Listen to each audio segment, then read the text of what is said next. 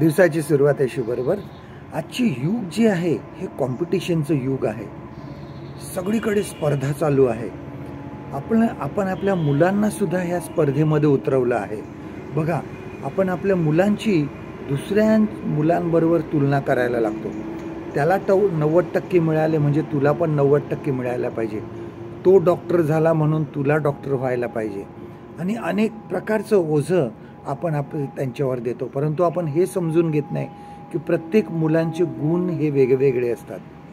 त्यांचं जे काही आवड असते ही वेगळी असते.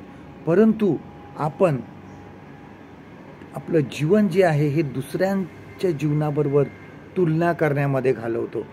आणि ही गोष्ट त्यांच्याकडे आहे, ही गोष्ट माझ्याकडे नाही आहे. आणि मग आपण काय करतो की इतरांपेक्षा आपल्याला जास्त कसं मिळेल ह्याचा आपण विचार करायला लागतो. आणि ही वृत्ती वाढत जाते.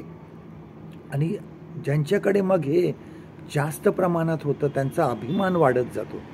इतरांकडे मग त्यांची दृष्टी, बघण्याची जी दृष्टी आहे की ती असं वाटतं की मी मोठा आहे आणि हे लोक सगळे लहान आहेत. आणि ही वृत्ती माणसाच्या मनामध्ये वाढत जाते.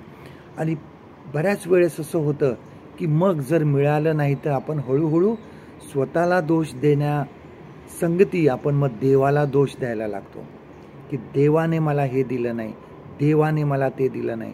परंतु देवाने काय दिलं आहे ह्याचा शांतपणे विचार करण्याचं मनुष्य सोडून देतो. जे आहे त्यामध्ये सुख मानण्यासाठी आपण देवाचे आभार मानायला विसरतो. बघा, मत्ते कृष्ण वर्तमान ह्याचा 20वा अध्याय आणि 1 ते 16 प्रभू येशू ख्रिस्ताने द्राक्षमळ्यात काम करणाऱ्यांचा दाखला दिलेला आहे की त्या मालकाने काय केलं की पहिल्यांदा जे आले काम करायला त्यांना पण मजुरी दिली आणि जे उशिरा आले त्यांना पण सारखीच मजुरी दिली. आणि ह्यावरून ते मजूर काय करायला लागले, कुरकुर करू लागले. त्यांनी आपली तुलना दुसऱ्यांबरोबर करण्यास सुरुवात केली. परंतु मालक बोलला की तुम्हाला जे कबूल केलं ते तुम्हाला मिळालं आहे, मग दुसऱ्यांचं तुम्ही का बघता. बऱ्याच वेळेस आमच्या जीवनामध्ये सुद्धा हीच गोष्ट घडत असते की दुसऱ्यांचं बघू नका. आपण ही तुलना करण्याची वृत्ती घालवू शकतो ज्या वेळेस आम्ही देवावर लक्ष केंद्रित करतो. आणि देवावर लक्ष केंद्रित करून आपण हे समजून घेतो की जे मला देवाने दिलेलं आहे त्यात मी सुख मानलं पाहिजे.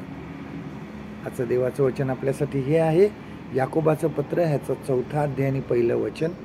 James chapter 4 and verse 1. तुम्हामध्ये लढाया व भांडणं कशातून उत्पन्न होतात?